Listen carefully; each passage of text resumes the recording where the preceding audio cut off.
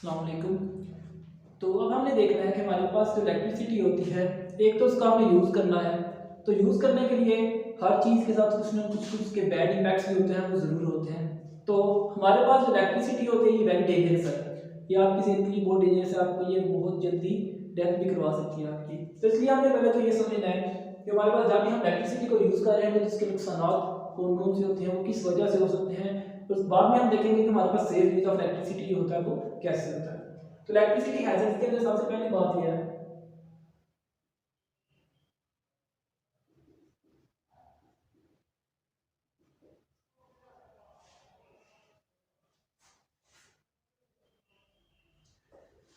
तो electricity dangerous है, तो इसको डेंजर को बचाने के लिए हम क्या कर सकते हैं। तो हमने क्या करना है कि हमेशा केबल यूज़ करनी है, वायर यूज़ नहीं करनी। अब केबल और वायर का डिफरेंस क्या है। अगर आपके पास एक बेयर कंडक्टर है, कि कोई भी मेटेलिक वायर है आपके पास जो कि करंट को कैरी कर सकती है, उसको हम कहते हैं वायर। तो आप वायर को डायरेक्टली यूज अगर करते हैं तो इसके अंदर से करंट का जो फ्लो हो रहा है तो उसको आप डायरेक्टली टच करेंगे। तो जब टच करेंगे तो वो जो करंट होगा वो आपकी बॉडी के अंदर भी फ्लो हो सकता है। तो आप क्या करें कि वायर को यूज ना करें बल्कि किसको यूज करें, केबल को। तो केबल क्या चीज होती है कि आपके पास जो कंडक्टर है, बेयर कंडक्टर, उसके ऊपर अगर आप इंसुलेशन चढ़ा देते हैं तो उस इंसुलेशन को के चढ़ाने से जो आपके पास चीज बन जाती है उसको हम कहते हैं ये कि हमारे पास क्या है, केबल है। अब चूंकि हमारे पास मोस्टली रबर या प्लास्टिक की जो लेयर है जो वो चढ़ाई जाती है इंसुलेशन, तो उसका आप टच कर सकते हैं। अगर आप उसको एक्सीडेंटली टच कर भी लेते हैं तो आपके पास कोई भी इसका हैजर्ड जो है आपके पास नहीं होगा।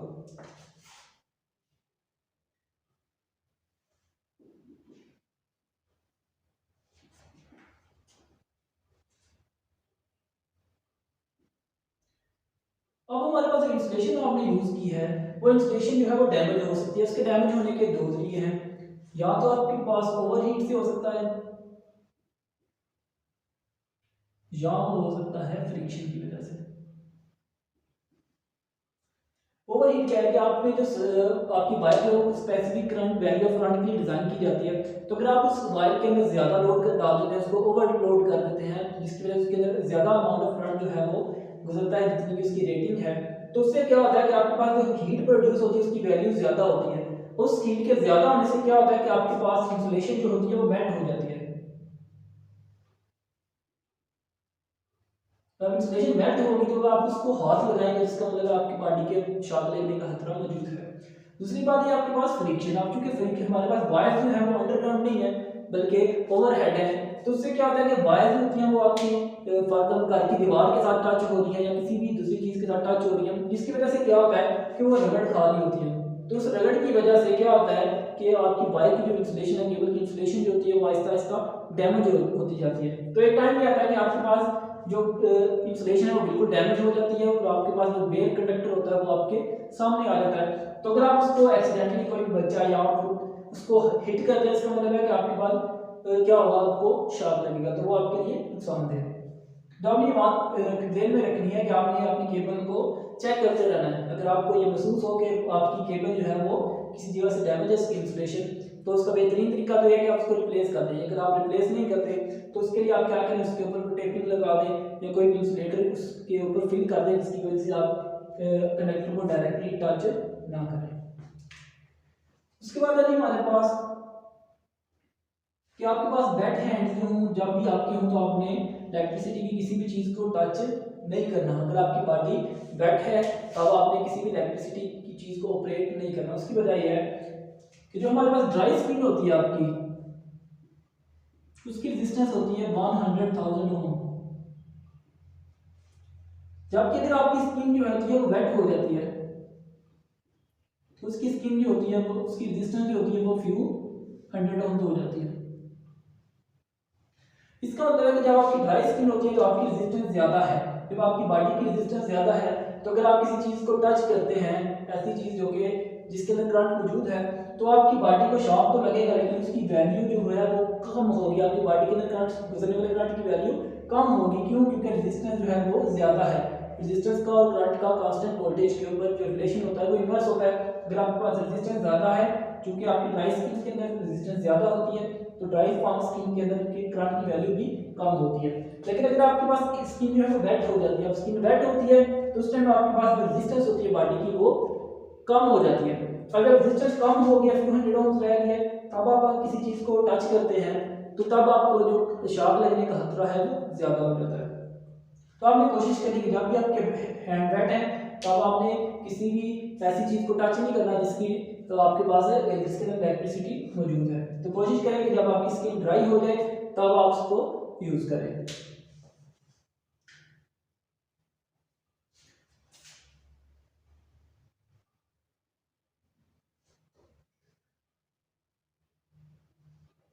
तो एक और हमारे पास जो इलेक्ट्रिसिटी का हैजर्ड है वो है ओवर हीटिंग। अगर आपके पास एक ऐसी केबल मौजूद है जिसके अंदर ओवर हीटिंग हो रही है। ओवर हीटिंग के दो वजह है। एक ये है कि आप किसी वायर को ओवरलोड करते हैं। ओवरलोड करने से क्या होता है कि आप चूंकि केबल तो डिज़ाइन की गई है खास करंट की लिमिट के लिए, तो अगर आप उससे ज़्यादा का करंट उसके अंदर से गुजारें इसका मतलब है कि उसकी इंसुलेशन जो है वो आहिस्ता आहिस्ता मेल्ट डाउन होनी शुरू हो जाएगी। और दूसरी बात यह है कि आपके पास स्विचिंग से भी क्या होता है कि आपके पास ओवर हीटिंग भी होती है वो प्रोड्यूस हो सकती है। बार बार अगर आप किसी चीज़ की स्विचिंग करते हैं और ऐसी स्विचिंग करते हैं जिसका लोड हैवी होता है, फॉर एग्जांपल आप घर के अंदर कोई भी हैवी लोड लगाए तो उसको जब आप ऑन ऑफ करवाते हैं तो एज ए रिजल्ट आप देखते हैं कि आपकी जो सॉकेट होती है उसके अंदर स्पार्क क्रिएट होता है।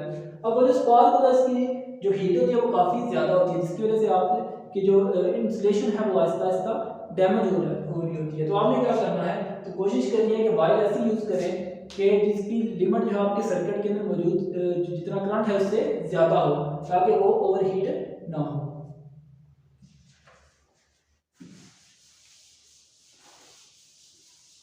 तो अब आप देखेंगे हमारे पास सेफ यूज ऑफ इलेक्ट्रिसिटी आप कैसे कर सकते हैं, कौन से कंपोनेंट्स हैं जिनको यूज करके आप सेफ यूज ऑफ इलेक्ट्रिसिटी कर सकते हैं।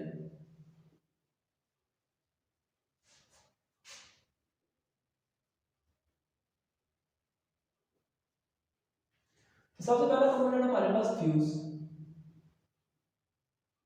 फ्यूज एक ऐसा सर्किट का कंपोनेंट है जो कि आपके पास दो काम करता है।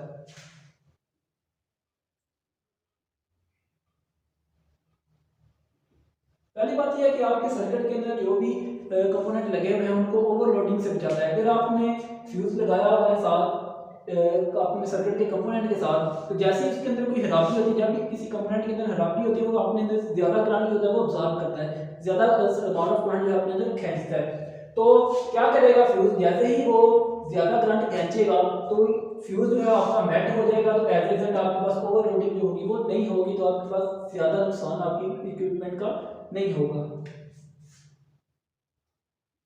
दूसरी बात यह है कि ये सेफ्टी है कि जैसे ही आपके सर्किट के अंदर कहीं भी शॉर्ट सर्किट हुआ जिसकी वजह से ज़्यादा excessive current amount of current जो है वो फ्लो होगी, तो ये क्या करेगा, फ्यूज मेल्ट हो जाएगा और उसके बाद ये क्या करेगा, उस सर्किट को ब्रेक कर देगा। तो इसकी सिंबल इस तरह से होती है।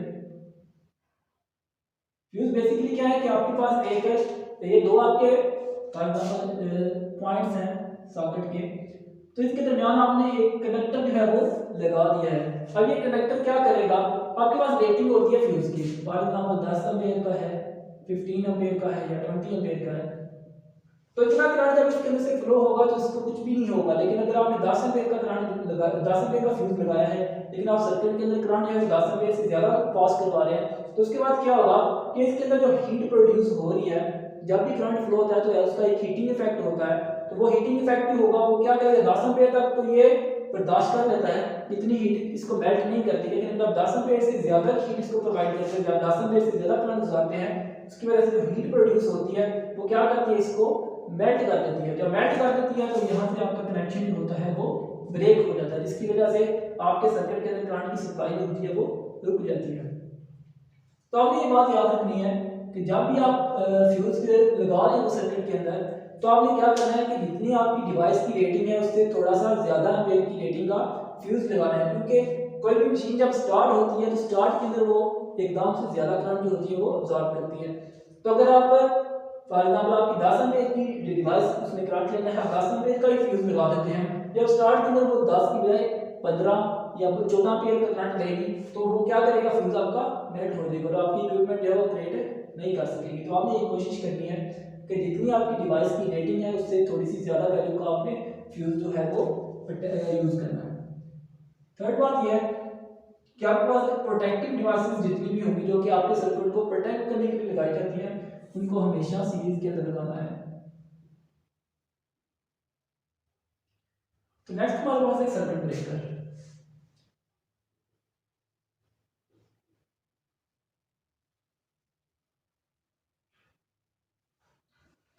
अब सर्किट ब्रेकर और फ्यूज का काम जो है वो सेम है, लेकिन दोनों का ऑपरेटिंग प्रिंसिपल जो है वो थोड़ा सा डिफरेंट है। फ्यूज का ये है कि जब फ्यूज एक दफा बेंड हो जाता है उसके बाद आपको स्पेशल एक जो इलेक्ट्रिशियन उसको बुलाना पड़ता है। वो क्या करता है, यहाँ पे नई वायर जो है वो अटैच करता है, जिसकी वजह से फ्यूज दोबारा काम करना शुरू करता है। लेकिन यहाँ पे ब्रेकर जो है, ब्रेकर का काम यह है, ब्रेकर जस्ट लाइक स्विच नजर आता है आपको, तो जैसे ही सर्किट के अंदर कोई फॉल्ट आता है, एक्सेसिव करंट जो है वो फ्लो करता है आपके सर्किट के अंदर, तो सर्किट आपके स्विच को ट्रिप करवा देता है, इसको ऑफ करवा देता है। लेकिन ये है कि जैसे ही आप फॉल्ट क्लियर करवाते हैं उसके बाद आप स्विच को ऑन करते हैं तो ये ब्रेकर आपका ऑन हो जाता है, आपको उस स्पेशल इलेक्ट्रिशियन को बुलाने की जरूरत नहीं पड़ती। तो ब्रेकर का काम भी क्या है कि आपके सर्किट को प्रोटेक्ट करता है एक्सेसिव करंट से। तो फ्यूज का और सर्किट ब्रेकर का काम जो है वो सेम है। तो सर्किट ब्रेकर जो होता है इसकी rating different types, different rating के अंदर मौजूद है। 20 एम्पीयर, 30 एम्पीयर की रेटिंग है वो अवेलेबल है। तो नॉर्मली 20 एम्पीयर का जो ब्रेकर है वो यूज करते हैं नॉर्मल इक्विपमेंट के लिए।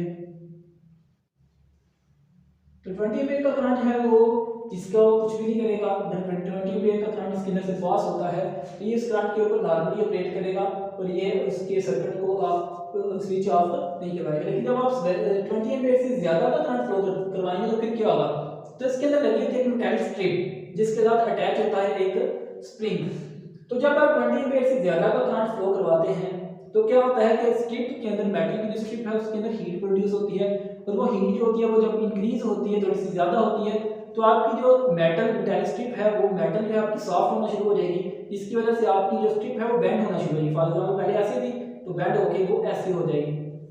तो जब वो डाउनवर्ड है मूव करेगी तो उसके साथ जो अटैच हुआ स्प्रिंग है वो क्या करेगा, एकदम से रिलीज हो जाएगा और वो आपके सर्किट के अंदर जो सर्किट का पाथ है उसको डिस्टर्ब कर देगा, उसको ब्रेक कर देगा। तो आपके पास जो क्या होगा कि आपके सर्किट के अंदर मौजूद सप्लाई, इलेक्ट्रिकल सप्लाई जो है वो बंद हो जाएगी। क्योंकि जब भी कोई फॉल्ट आता है सर्किट के अंदर तो सबसे पहला स्टेप जो होता है वो ये होता है कि आपने उस कंपोनेंट को मिलने वाली सप्लाई जो है उसको स्विच ऑफ करना है, उसको बंद करवाना है।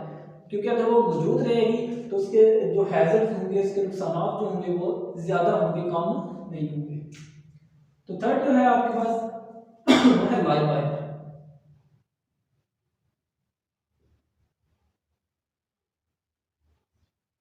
अर्थ वायर, तो आपको घर के अंदर जो इलेक्ट्रिसिटी आती है वो तीन वायर के जरिए आती है।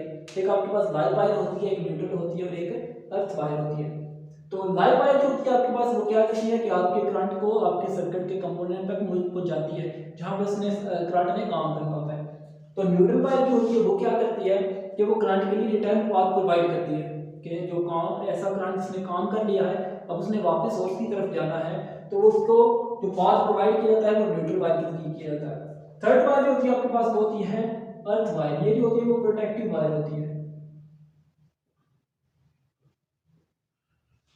तो अर्थ वायर जैसे कि नाम से जाहिर नजर आ रहा है आपको कि अर्थ वायर का मतलब ये है कि आपने इसका कनेक्शन करना है अर्थ के साथ। तो ये वायर क्या करती है, ये अटैच होती है अर्थ के साथ जहाँ पे रेजिस्टेंस बहुत ही कम होती है। तो इसका फायदा क्या होता है कि जब भी आपके सर्किट के अंदर कोई फॉल्ट आता है, आपकी मशीन शॉर्ट सर्किट हो गई है, तो फॉर एग्जाम्पल आपकी मशीन है, आपने इसके ऊपर हाथ रखा है, तो अगर आपके पास करंट का उस रास्ते के ऊपर जाता है हमेशा जिस रास्ते के ऊपर रेजिस्टेंस नहीं होती, बहुत कम रेजिस्टेंस होती है, तो अगर आपके पास अर्थ वायर अटैच है जिसकी रेजिस्टेंस बहुत ही कम है, तो जब आप इसके ऊपर हाथ रखेंगे तो क्या होगा, करंट आपकी बॉडी के अंदर जाने की बजाय इस अर्थ वायर के अंदर ट्रैवल करके जमीन के अंदर चला जाएगा और आप जो करंट के जो हैजर्ड है उससे सेफ रहेंगे। तो स्पेशली जो आपके पास हाई राइजिंग बिल्डिंग होती है तो उनके ऊपर अर्थ वायर की जरूरत ज्यादा होती है। क्यों? क्योंकि वहाँ पे लाइटनिंग स्ट्रोक जो होते हैं वो अक्सर पड़ते रहते हैं। तो अगर आप अर्थ वायर को यूज नहीं करते तो आपके लिए नुकसान का खतरा ज्यादा है। तो अगर हाई राइज बिल्डिंग है तो उसकी जो टॉप होता है इसके ऊपर एक मेटल का बॉल लगाया जाता है जो कि वहां से उसका कनेक्शन जो होता है वो अर्थ के साथ किया जाता है। तो जहाँ पे भी जैसे ही लाइटनिंग स्ट्रोक पड़ता है तो वो सारे का सारा करंट जो होता है वो जमीन के अंदर भेज दिया जाता है। तो वहाँ पे मौजूद जो इक्विपमेंट है और वहाँ पे मौजूद लोग हैं वो इसके हैजर्ड से महफूज रहते हैं।